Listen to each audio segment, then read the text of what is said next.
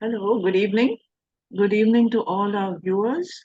This is the first inaugural session of Building Bonds, a small initiative I have started wherein I want to showcase the work done by so many people who are publicity shy, but their work speaks for themselves. People have got to know about them and they're very keen on knowing what kind of human beings they are and what makes them tick and produce such beautiful work. Writers, people who draw on walls, people who sing, the people who have culinary talents, so many of them through sheer dint of hard work. So I welcome all our viewers and I welcome our first guest, Mrs. Manjula Shukla. Thank you for coming, Manjula. Thank you, Anjali. It's a pleasure to be here today. Thank you. So, Mrs. Manjula, she is a management graduate. She is working for the Vishwakarma Publishing House as an editor. She used to run creative writing classes for children, and she is a prolific writer. In her first book, Color Me a Rainbow, she had collaborated with four of her lady author friends, and they brought out a fantastic book. Very relatable, engaging short stories. And now Manjula has branched off on her own. She has written a book, Tell Me a Tale. I found that each one of those stories, they were phantasmagorical. They were out of this world, so engrossing, mesmerizing that you're waiting to know how this short story is going to end. It was so completely beautiful. So, Manjula, without me putting in a lot of my own inputs about the stories, we want to know. I'm sure our viewers want to know what was that one moment that this world of words you entered into it? Was it something as dramatic like an epiphany? Well, Anjali, rather than an epiphany, it was a gradual love affair with words. And I'd love to say that I've been writing all my life, but that would not be true. Yes. My husband shifted to Pune, and I got to know that a writers' club was being formed. So my friends asked me if I'd like to join. I said, of course, but I don't write. They said, that's no problem. I said, I read a lot. They said, that is what is required. Yes. And thus began my journey into the world of words. The club met diligently every fortnight. We would read out what we had written. The others would critique us, give us ideas, and our writing styles improved. So over a period of time, we each of us collected a lot of our stories, and finally, Color Me a Rainbow was created. Then last year, I brought out my own book, Tell Me a Tale, a collection of my short stories. That's the story behind the stories. Yes, I think it was so wonderful that each one of your friends, you all motivated each other, encouraged each Yes. other, critiqued, and then Yes. brought out the Yes. best. So that was so beautiful. Yeah, I've had the good fortune of speaking to you about Color Me a Rainbow. That itself was a great experience. Speaking to you as well as reading Yes. that book because Thank you. people abroad have also read it. So that's just completely amazing. Now Thank see, you. across the borders of Hindustan, Yes. it's fantastic.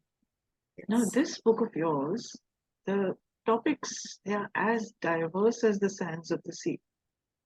I was so impressed. So I just wanted to ask you, you have Krishna, my Krishna, which is devotion.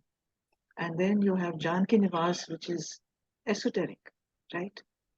And then there is religious idealism in stories like Goan Christians versus Tam brands. So, do you research a lot? Do you read a lot? Do you observe a lot? Because common people like us, we meet a lot of people, but we just think of them, oh, she's a nice regular girl, and then we forget about them. But characters, that was amazing. Please tell us a little bit about the work that goes behind all these stories. Yes, I'd say that the stories were basically created from my imagination, Yes. drawing on my thoughts, experiences a little bit here and there, but largely they are fictional. But an important aspect of stories is research. you know. Yes, yes. One incorrect fact will bring the whole story crashing down because the story loses credibility. Yeah. So I've been very meticulous in my research wherever required. For instance, I'll give you a small detail. So in Yes. one of the stories, some kids are up to mischief and they see a Panditji who's sleeping. His pigtail is hanging behind his back and they want to make it upright. So they go to the kitchen, steal a spoonful of sugar syrup, dribble it drop by drop, make it stand upright. Now, very simple and, you know, something we would relate children with doing. But which Indian sweet has a sugar syrup which is thick enough for this kind of stunt Yes, to yes, take place? chasni, that's right. Yes, Yes, not rasgulla, not gulab jamun. yes. So even this little thing had to be researched, and especially the stories which are based on historical events, they have been researched well. Fantastic. That's really going deep into detail. Absolutely. And then you changed your domain. You went into cooking for that story. Absolutely. Lovely, lovely. So there's such depth of characterization in all your stories, you know. So what is it that an author needs or thinks about or maybe empathizes to give, you know, form, a figure, thought process, mindset to a character and bring him or her to life? What does one use? Yes. Characterization is a very major aspect of a story. Either Yes, you hook the reader or the reader is lost. And unlike a novel, there is no time or space to, you know, develop the characters. So it has to be done like that. yes, So I'll give you an example. The words thank you are spoken by three girls, and the manner of speaking gives the readers a fair idea about them. So, thank you, she said, and bowed her head. Thank you, she said, with a flash in the eyes. Thank you, she said, with a smile that reached her eyes. Now, immediately the reader can get a fair idea what these girls are all about. So, for yes. instance, the first one, what would you say she was like? Yeah, a little reserved, maybe a little shy, and she didn't want to really start a new conversation, but she wanted to express her gratitude, Exactly. right? So the first one is quiet, gentle. She's unassertive. She's not likely to speak up. The second one, the one with the flash in the eye. Second one, yes, a little bit mischievous with a little charisma and, you know, what we call chutzpah, full of Yes, beans. yes, full of beans, assertive, not going to keep quiet. Yes, And the third one with the smile that reaches her eyes. What kind of a yes. person would you say that one Third is? one, approachable, outgoing. You know, the youngsters of these days, which is really fantastic. They are go-getters. They're dynamic. Yes, So yes, a third one would probably be like that, right? yes. And because the smile reaches her eyes, the third one is very caring. She's emotional. She's a genuine, authentic person. Yes, So just these two or three words can give a very fair idea of the person that we're talking about. yes, yes, Another tool that we use in characterization is colors. So when we create the character and we give them the kind of outfit, we subconsciously use the colors which will complement the personality.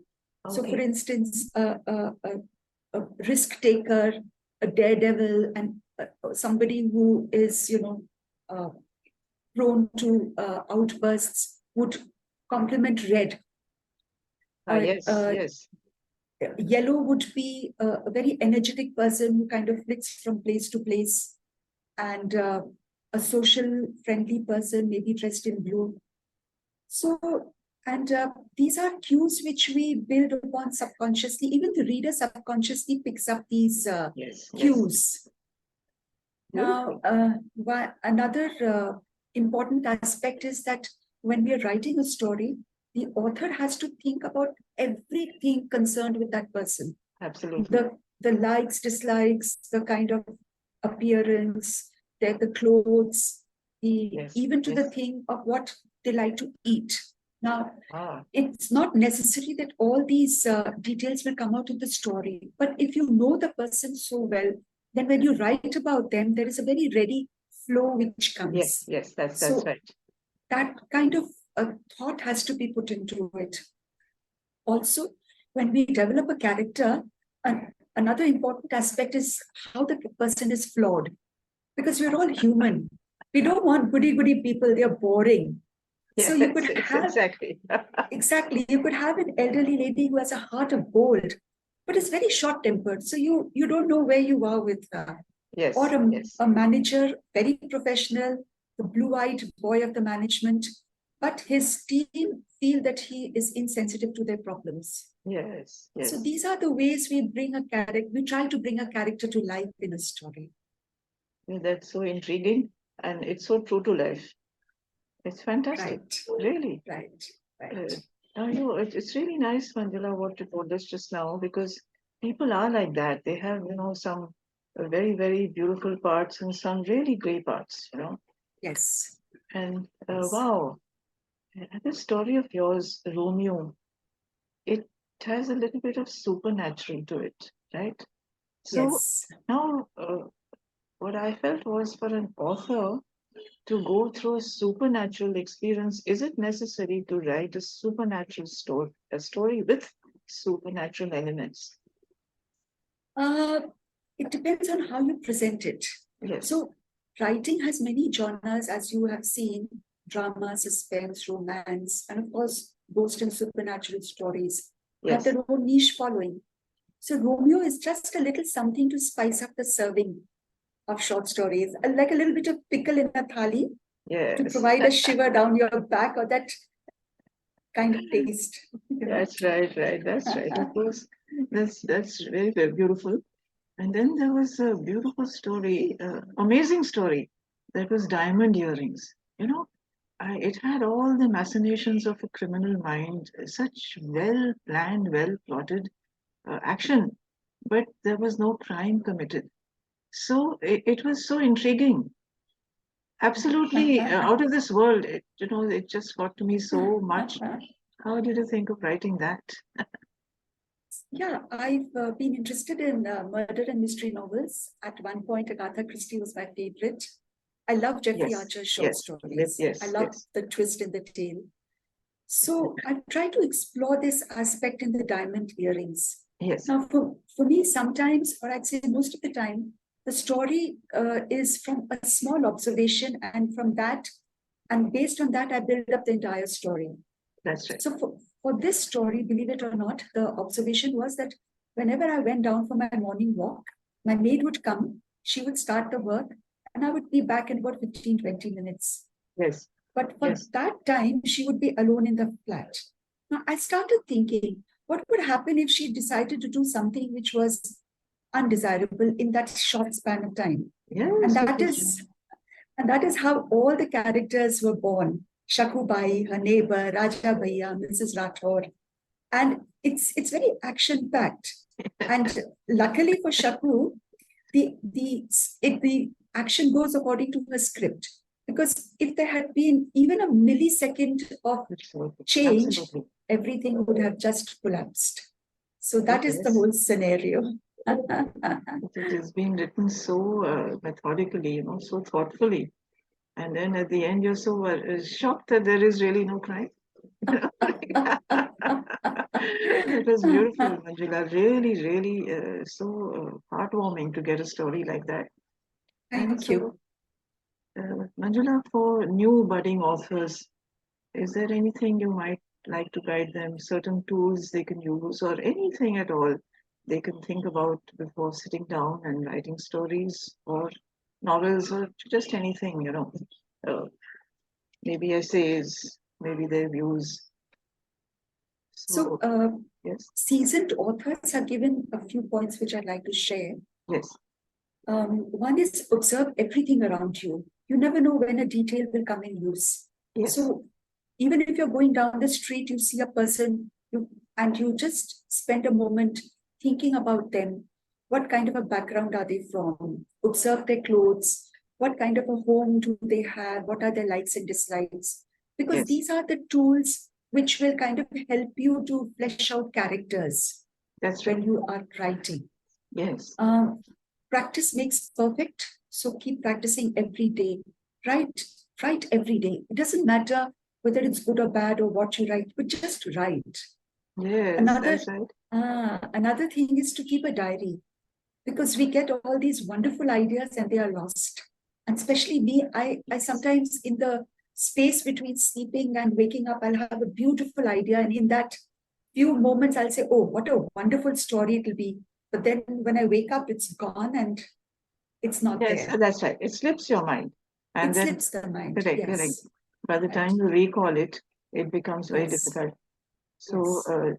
there is a lady author called Margaret Atwood, and she says, for a writer, your best friend is the dustbin. You know, you Very true. write, you throw them, you write Very true.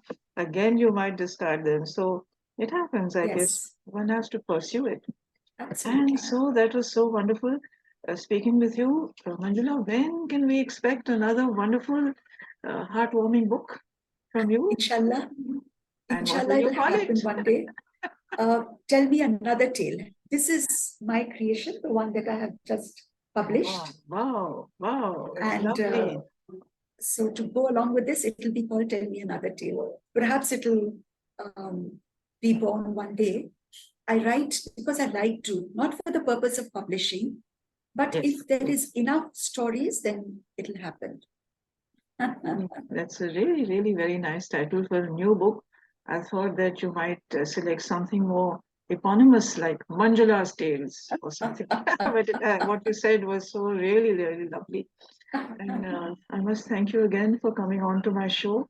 And it's such a pleasure starting this enterprise with a lovely person who has so many aspects to her personality. Manjula, I hear that you are an aficionado of Indian classical music as well. So thank you so much, and I hope to have you back on my show. Thank you so much, Anjali. It's been a pleasure. Thank you, Manjula. Thank you.